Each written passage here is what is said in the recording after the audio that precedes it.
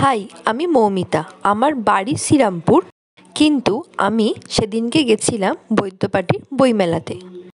আমাদের শ্রীরামপুরেও বইমেলা হয়, কিন্তু সেটা যেতে আমি মিস করে গেছিলাম। বৈদ্যবাটী বইমেলাতে আমি এই ফার্স্ট টাইম গেছিলাম। বইমেলাটা অনেক বড় মাঠ জুড়ে হচ্ছিল।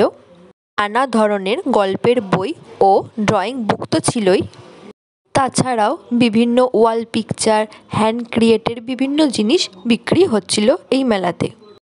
আর দেখো কি সুন্দরভাবে আমার শহর বৈদ্যবাটী লিখে একটা সেলফি জোন করেছিল।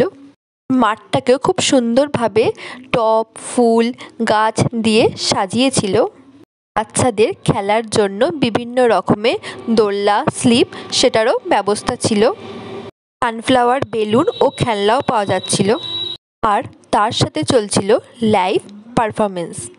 সেখানে বিভিন্ন নামি দামি সেলিব্রিটি সিঙ্গাররা আসছিল গান গাইতে।